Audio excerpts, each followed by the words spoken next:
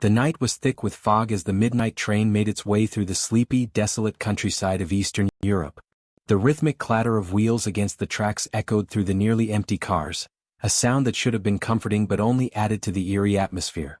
In the conductor's cabin, a lone figure sat, watching the dimly lit station slip past, the glow of their old lamps flickering like dying stars. Viktor, the train's ticket inspector, had worked these late shifts for years. He was used to the silence, to the occasional murmur of passengers, and the rare, unwelcome interruption of ghost stories passed down from locals in the small towns the train stopped at. But tonight was different. There was something wrong. At the back of the train in the last carriage sat a solitary figure. Viktor had seen him many times before, but he could never recall when he first noticed the man or how he came to be aboard.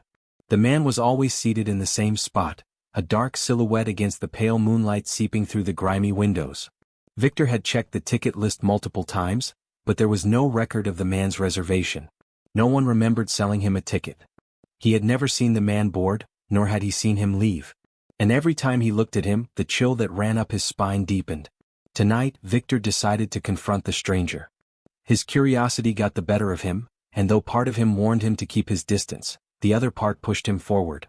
As the train passed through the dense forest, the lights flickered, casting strange, shifting shadows across the carriage. The temperature seemed to drop, and the stale air turned unnaturally cold. Viktor made his way down the aisle, his footsteps echoing in the silence. The other passengers, a mix of tired workers and weary travelers, were all asleep, their faces hidden behind the folds of blankets or lost in the depths of their own dreams. As he reached the last carriage, he hesitated before stepping inside. The man was still there, sitting by the window, staring out into the darkness. His face was pale, almost sickly, and his eyes, if they could even be called eyes, were empty, hollow voids. Viktor's throat tightened. There was something unsettling about the way the man sat, perfectly still, as if he was part of the train, part of the very night itself. "Excuse me," Viktor's voice trembled despite his best efforts to sound confident. "May I see your ticket?" The man didn't move. The air grew colder. Viktor took a step closer, his breath now visible in the freezing air. He repeated his question, but the man didn't answer. Instead, he slowly turned his head and their eyes met. A shiver crawled up Viktor's spine. The eyes were nothing more than dark pits, but behind them, something ancient and malicious seemed to stir. Then the train jolted. The lights flickered once again, this time plunging the carriage into complete darkness. Viktor's heart raced as he tried to steady himself against the sudden lurch. When the lights returned, the man was no longer in his seat. Viktor glanced around the empty carriage, a growing sense of dread creeping over him. It wasn't just the unsettling emptiness that unnerved him, it was the silence that followed. A deep, suffocating silence, broken only by the sound of his own breath. "Where is he?" Viktor muttered, turning in a circle. "Where did he go?" He stepped back into the corridor and froze. At the far end of the train, at the very last carriage, he saw the man again standing in front of the door. His hands were pressed against the glass, his face now twisted in an expression of agony, his mouth open in a silent scream. But it wasn't the man's face that terrified Viktor. It was the reflection. For the first time Viktor saw the truth. The man had no reflection. The window stared back at him like a black mirror, showing only the dim light of the train's interior. The man's body seemed to flicker in and out of existence, as if he were more shadow than flesh. Viktor's blood ran cold. Before he could take another step, a voice echoed from behind him. It was low, guttural, and filled with the weight of centuries. "Get out of here, while you still can." Turning swiftly, Viktor's eyes locked on the figure now standing in the doorway of the next carriage. The man was gone, replaced by a figure cloaked in dark robes, his face hidden beneath a hood. The air shifted once again, and this time Viktor knew something had changed. The train was no longer just a train. It was a prison.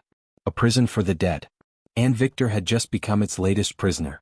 Viktor stood frozen in the dim light of the corridor, the voice of the mysterious figure still echoing in his ears.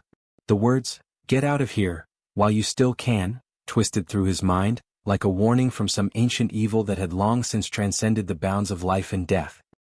His pulse thundered in his ears as he turned slowly toward the dark-robed figure standing in the doorway. The man, or whatever he was, had no face. His hood was drawn low, and beneath it only a black void stared back. Viktor's throat tightened, and he instinctively took a step back, his heart racing, but his feet felt like they were rooted to the floor. "Who are you?" Viktor managed to rasp, though his voice felt small and distant. His legs shook, but he forced himself to stand firm. The cloaked figure tilted its head slightly, the motion unnatural, too smooth as though it were sliding through the air. "I am a guide," the figure said, its voice a low, resonant murmur, like the echo of something older than the train itself. Or perhaps a warning. Viktor's mind spun. He wanted to turn and run, to flee from the train and the nightmare that had begun to unravel before him. But some deep, gnawing instinct held him in place. He knew that fleeing would not help. The darkness that had begun to creep into the train, suffocating and unnatural, was not something that could be outrun. "The man in the last carriage," Viktor said, his voice growing stronger despite his fear. "What is he? Why is he here?" The figure's head tilted further, a soft chuckle slipping from beneath the hood, though no mouth had moved. "You should not ask questions," it replied. "Not yet." With a sudden, jarring movement, the figure stepped back into the shadows, its presence vanishing as quickly as it had come. Viktor stood alone in the corridor, the oppressive silence now almost deafening.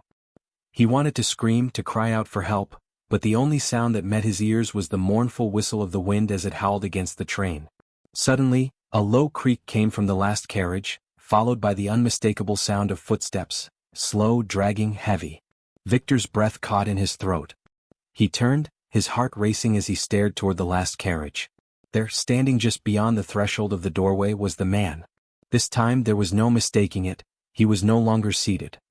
He was upright, his posture unnaturally straight, almost as though he had been placed there, arranged like a puppet on strings.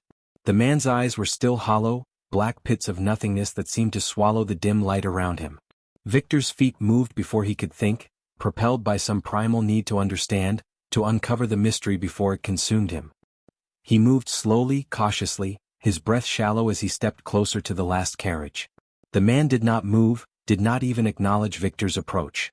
He simply stood there like a shadow in the dim light, waiting. The train rattled along the tracks, but now the motion seemed slower, as though the world itself had been stretched thin. Viktor reached the doorway, his hand trembling as he gripped the cold, rusted handle. His mind screamed at him to turn back, but his body ignored it. When the door swung open, the cold hit him like a wall. The last carriage was empty, save for the man. The air was thick with an unsettling stillness. Viktor stepped inside, his eyes scanning the dimly lit room. The windows were cracked, the glass shattered in places as though something had tried to escape. The overhead lights flickered erratically, casting ghostly shadows on the walls. There was no sound, no movement, except for the man. He stood perfectly still by the window, staring out into the void of the night, his face still blank, his figure unnervingly rigid. Viktor opened his mouth to speak, but as he did, the man suddenly turned. His face twisted, not into a grimace but something worse, something empty, an expression that defied human understanding. His mouth opened wide, impossibly wide, as though his very skull were stretching. Viktor stumbled back, horrified, but before he could react, the man's voice pierced the air, low and gurgling, like something far beyond the grave. "You should have never come here," the man said, his voice distorted, as though it were spoken through 1,000 layers of suffering. "This train does not stop, and neither will I." A sudden gust of cold wind howled through the broken windows, and Viktor's breath caught in his chest. The lights flickered violently, casting the room in fits of brightness and shadow. Then the man moved. It was no longer a walk. It was a lurch, a violent jerk of his limbs, as though he were being dragged across the floor against his will. His arms stretched out toward Viktor, his fingers long and claw-like, his skin an unnatural shade of gray. The man's mouth opened wider still, revealing rows of jagged black teeth that seemed to grow as he came closer. Viktor stumbled back, his heart hammering in his chest. His mind screamed to run, but his legs refused to obey. His body was frozen, paralyzed by the sheer terror that gripped him. The man's hollow eyes locked onto his, and for a brief moment, Viktor saw something behind those dark pits, something ancient, something vile. "You should have listened," the man rasped, his breath like ice against Viktor's face. "You should have stayed away." Suddenly, a bright flash of light filled the carriage, so intense that Viktor had to shield his eyes. He heard a shout, a voice he didn't recognize, but it wasn't the man's voice. No, it was someone else. And then, as quickly as it had come, the light vanished. Viktor looked up and saw the dark-robed figure once again, standing in the doorway. "Leave him," the figure commanded, its voice now filled with authority. The man, if he could still be called that, shuddered, his body twitching and jerking violently, as though struggling against some invisible force.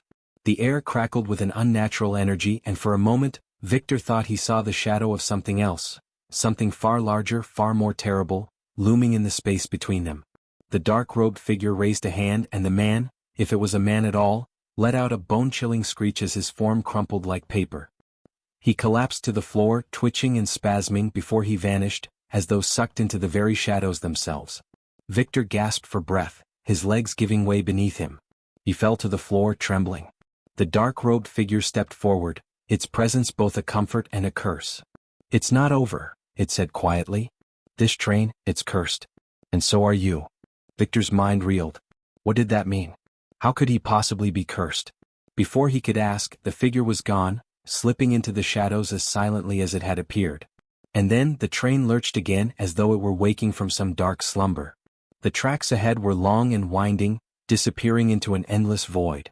And somewhere deep in the heart of the train, something stirred. Something ancient. Something hungry. And it was waiting for Viktor. Viktor awoke in darkness. His head throbbed, a dull, constant ache that pulsed with the rhythmic thrum of the train's wheels against the tracks.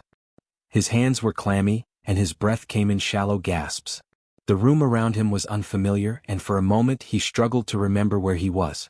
But the gnawing dread that lingered in the air quickly reminded him. He was still on the train. He sat up slowly, feeling the cold metal of the floor beneath his hands. His heart raced as he tried to steady himself, the events of the past hours crashing through his mind like a flood. The dark-robed figure, the man with the hollow eyes, the distorted scream, the echoes of it all reverberated in his mind, twisting his thoughts. The lights flickered overhead, casting brief, trembling shadows across the walls. Viktor squinted, trying to make sense of his surroundings. He was no longer in the last carriage. Somehow he had been moved, but by whom? And where was he now? The train still rumbled steadily forward, its motion unbroken by time or reason. It was as though it were not bound by the same rules of physics that governed the world outside. The sound of the wheels on the tracks was maddening, a monotonous rhythm that seemed to drag time itself forward, relentless and unyielding. Viktor stood unsteadily, using the metal poles along the walls for support. He took a few tentative steps, his legs stiff, the weight of fear pressing on his chest. His breath came quicker as he moved down the dim corridor, the passageway stretching out before him, swallowed by the shadows at the end. The doors to the other carriages were all closed, their windows dark, like the eyes of the dead, watching from the other side. He reached the door to the next carriage, his hand trembling as he placed it on the cold handle. The moment his fingers brushed it, the door swung open without a sound. And then he saw them. The passengers. They were seated, row upon row, their faces frozen in expressions of sheer terror. Some were clutching their seats as if trying to hold on to something. Others had their hands pressed to the windows, staring out into the inky blackness beyond. But there was something wrong about them, something unnatural. Their skin was too pale, too waxen, and their eyes, empty, glassy, lifeless, stared straight ahead as if they were waiting for something or someone to come. The worst part wasn't their stillness. It was the silence that surrounded them, thick and suffocating. Not a single one of them made a sound. It was as if they had all been frozen in place, locked within a moment that could never end. Viktor stepped into the carriage, his heart pounding, a lump forming in his throat. He knew, that whatever had happened to these people was a fate he was destined to share. The thought nearly made him retch, but he forced himself to swallow it down. He moved between the rows, looking at each passenger. Their eyes followed him, but not with recognition. No. It was a blank stare, an emptiness that seemed to consume everything it touched. Viktor's chest tightened with every step he took. At the far end of the carriage, sitting alone in the last row, was the dark-robed figure. It was impossible not to notice. Its form loomed there, like a shadow that stretched across the length of the train. Viktor's eyes locked onto the figure, and for a moment, he thought it might be another trick of his mind. But no. The figure was still there, motionless, its presence like a weight pressing down on the air. The figure's head turned slightly, its hood shifting just enough to reveal the hint of a face beneath. Though no features could be seen, only a deep, hollow void. And then it spoke, its voice a low, reverberating whisper that seemed to come from everywhere at once. "You are not alone, Viktor." Viktor's blood ran cold at the sound of his name. He hadn't told anyone his name. He hadn't spoken to anyone but the shadowy man and the otherworldly figure. How could it know? No one ever truly leaves, the figure continued, its voice a strange blend of sorrow and malice. Not when they've boarded this train. Viktor took a step back, his mind racing. He felt the walls of the train closing in around him, the oppressive air thickening with each word. "What is this place?" he whispered, his voice barely audible. "Why am I here?" The figure did not answer immediately. It simply raised one long, pale hand, pointing toward the far end of the carriage, where the windows revealed nothing but swirling darkness. The void outside the train pressed against the glass like an ocean, its surface undulating, constantly shifting, as though something huge and monstrous lurked just beyond the view. "That is what you must face," the figure said. "That is what is waiting for you." Viktor's heart thudded in his chest, and his breath caught in his throat. The darkness outside, the emptiness, it seemed to pull at him, tugging at his very soul. A low hum filled the air, a sound like 1,000 whispers, the voices of the passengers around him stirring. They're all dead, aren't they?" Viktor finally asked, his voice barely above a whisper. The figure's hollow eyes seemed to gleam with something akin to pity. "They are lost. As you will be." The words struck him like a slap to the face. Viktor staggered backward, his legs unsteady. He felt sick to his stomach, like the very air was turning to poison in his lungs. He couldn't breathe, couldn't think. "Where are we going?" Viktor gasped, looking desperately at the figure. "How do I stop this? How do I escape?" The figure's head tilted again, its movements slow and deliberate. "Escape is a lie," it replied. "There is no end to the journey. There is only the path."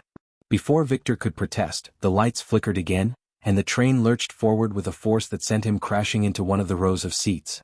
His vision blurred as the train shook, the walls groaning in protest as though something enormous were pushing against them from the outside. Through the windows, the darkness was no longer still. It moved, undulating, swirling, growing closer as if it were alive, hungry. Viktor's stomach churned as the first whispers began. They were soft at first, like a distant murmur, but then they grew louder, turning into shrieks, screams, desperate wails. He stood, trembling, and tried to look out the window, but all he could see was a mass of writhing shadows, an inky sea that threatened to consume him. The passengers in the seats around him began to stir, their heads turning toward him slowly, their eyes glowing with a faint, otherworldly light. Their lips parted and the whispers grew louder. "Help us, save us." Viktor's breath caught in his throat, the terror consuming him as the train rattled onward. He could feel it now, the weight of the unseen tracks beneath them, the ones that led to nowhere but the endless, suffocating dark. And then the voice came again, not from the dark-robed figure, but from within the shadows themselves. "Welcome to the endless ride, Viktor. Welcome to your eternity." The train plunged deeper into the darkness and Viktor, helpless, could only watch as the passengers around him began to fade, one by one, into the shadow, leaving nothing but their hollow eyes staring back at him. There was no escape. Not from the train. Not from the shadows. Not from the curse that bound them all. The train continued its relentless journey through the darkness, its engines humming with an eerie persistence that filled Viktor's ears. Every passing moment seemed to stretch into infinity, the cold air biting at his skin, the whispers of the lost passengers growing louder, more insistent. They called out to him, pleading for something he could not understand. "Save us. Help us." Their voices echoed through the carriage, filling the empty spaces between the seats, but Viktor couldn't bring himself to answer. He felt like an intruder in this place, like a soul lost in the vast, unyielding void of the train's eternal path. No matter where he turned, there was only darkness outside the windows. The train passed through endless tunnels and the outside world, if there was even one to begin with, remained invisible. The distant landscape, the sky, the stars, all seemed to have been consumed by the shadow. Viktor couldn't shake the feeling that he was no longer on a normal train, no longer bound by the rules of time or space. This place, this cursed vessel, it was something else entirely. Something ancient. His mind reeled as he stumbled into the next carriage. The passengers around him remained motionless, their eyes glazed over, locked in a trance-like stupor. The air itself felt thick, suffocating, as though every breath he took was laden with a strange weight. The whispers had faded, but the oppressive silence that replaced them was worse. It pressed down on him, relentless and suffocating, as if the very fabric of the train were closing in. Then, in the farthest corner of the carriage, Viktor noticed something. A figure.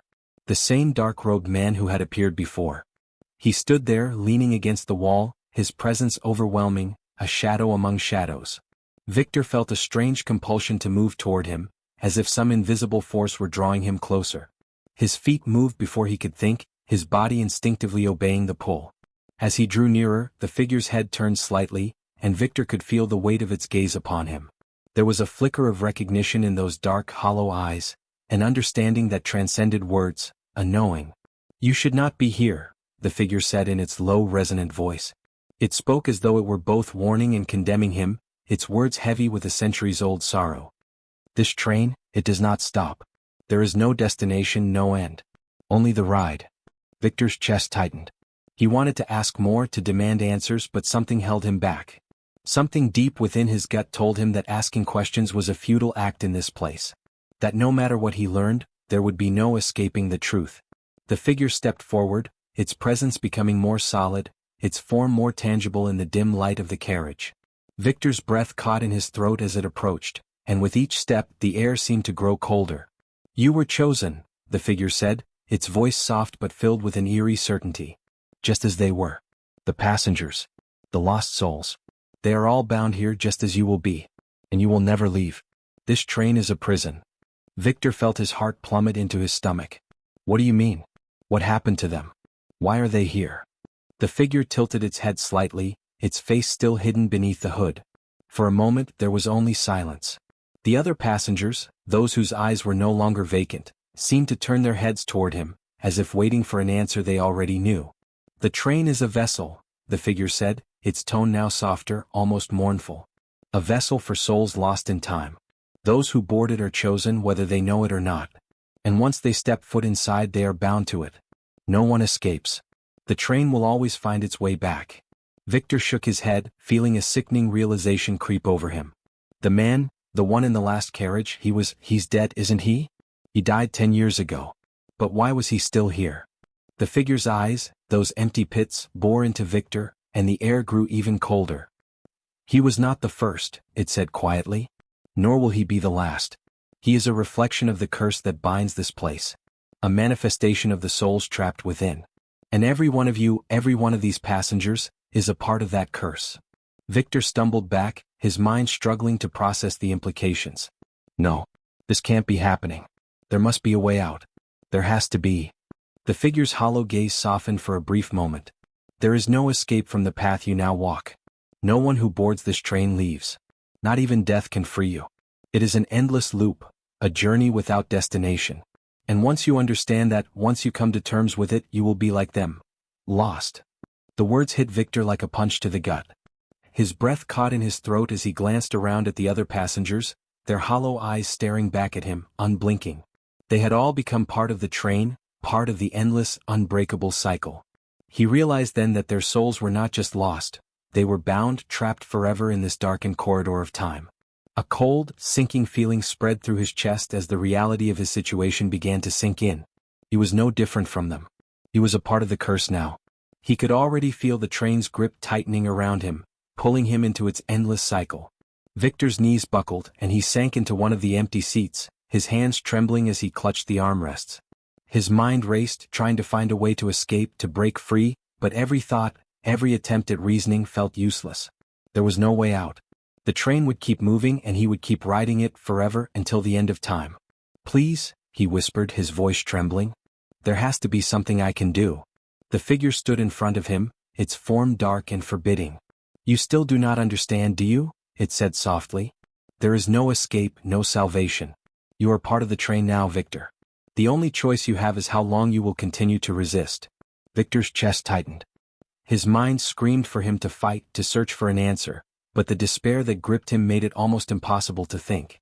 The air grew even colder, and a sudden chill raced down his spine as the train jerked forward, its motion becoming more erratic.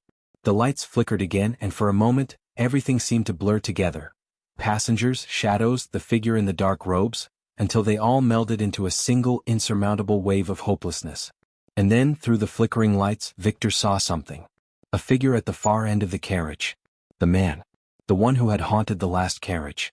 He was standing there, staring at Viktor with those same hollow eyes. But now, his mouth was open wide and something strange, something dark, began to spill from it. The shadows seemed to pour from his mouth, swirling and twisting around him, a mass of darkness that seemed to reach out toward Viktor. The man's hollow gaze met Viktor's, and his lips parted in a grotesque smile. And then everything went dark. The train had reached its destination. But Viktor knew now that there was no arrival, no end. The journey had only just begun. Viktor awoke once more, though he wasn't sure how long he had been unconscious. The darkness around him was absolute, like the blackest night. His body felt cold, frozen to the bone. The train's ceaseless motion rumbled beneath him, but it felt different now. More oppressive, as if it were no longer a train but something far older, something that had always existed. The whispering voices were gone, replaced by a terrible stillness, an unnatural silence that made his skin crawl. He rose slowly, feeling the weight of the curse pressing against him, suffocating him. There were no passengers now. The carriages were empty, devoid of life, or perhaps it was more accurate to say devoid of living things. The seats were vacant, the windows dark, and the air was thick with an unshakable sense of doom. His heart hammered in his chest as he moved through the carriage, but something inside him told him not to look back. If he did, he might see the figure again. The dark-robed man whose hollow eyes had burned into his soul. The one who had warned him. And the one who had delivered him to this place. Suddenly a low hum filled the air. The train seemed to accelerate, the walls vibrating with an eerie frequency. It was as though the train was aware of him, as though it could sense his very thoughts. Viktor stumbled down the aisle, his legs weak, his breath ragged. Every instinct in him screamed to run, but run where? Where could he possibly go in this endless, empty world? At the far end of the train, a faint light flickered in the distance. It was small, like the first glimpse of dawn, and yet it called to him with an undeniable force. The light, the exit, was so close. Viktor's legs moved before his mind could fully process it, pulling him forward, step by step, toward that sliver of light, that flicker of hope. He pushed through the last door, stepping into the next carriage, and found himself standing at the edge of a precipice. Beyond the open doors, the train's track stretched out into an abyss, endless and dark, but the light he had seen was real. It glowed with a soft, golden hue, shimmering like a distant star in the night sky. And there, standing beneath it, was the figure again. The dark-robed man. This time, however, his posture was different. His head was bowed as if in mourning. His form seemed to flicker and shift, as though he was neither fully here nor fully gone. Viktor's chest tightened. There was no fear in his heart now, only the bitter taste of inevitability. "Are you ready?" the figure asked, his voice softer than before, though no less grave. Viktor felt the weight of the question settle on him, heavy and inescapable. He could feel his feet moving again, but this time, there was no resistance. He had no fight left in him. "I don't understand," Viktor whispered, his voice trembling. "What is this? What am I supposed to do?" The figure turned, its hollow gaze meeting Viktor's for the last time. "This is the end. Not for you, Viktor. For all of us. The passengers. The lost souls. The ones who were brought here to live out their torment for eternity. We all walk this path together." Viktor's eyes widened in realization. The truth settled into his bones, cold and inescapable. You've been here for how long?" The figure's shoulders slumped as it looked toward the abyss below. "Longer than I can count. And one day you will understand too." The light flickered once more, growing brighter, a faint shimmer of hope among the endless dark. But Viktor didn't feel it anymore. He didn't want it. He understood now, the light was just another illusion. A way to make them think they could escape. But the train always returned. The darkness always followed. There was no salvation here. No way out. "You were chosen," the figure whispered again, its voice like a long-forgotten echo. "Just like all the others before you. And when you accept it, when you truly accept it, you will find peace." Viktor stared at the figure, feeling an odd mixture of fear and resignation. His hands trembled, but his heart was no longer beating with the same frantic urgency. It had slowed. The cold, suffocating darkness no longer felt like something to run from. It felt like a place he had always belonged. He looked at the abyss one final time, seeing the swirling shadows beyond. And in that moment something shifted inside him. The weight of the curse, the weight of everything he had experienced began to lift just a little. The dread that had followed him, the fear that had gripped him so tightly began to fade, replaced with an unsettling calm. The train would never stop. It would always keep moving. And so would he. The only thing left to do was walk the path. The light above dimmed and Viktor stepped forward. There was no final battle, no grand act of defiance. There was only acceptance. And as the last passenger, Viktor joined the others in the endless ride, forever bound to the train. The door closed behind him, sealing the carriage once more. This story is purely fictional and does not represent any real events.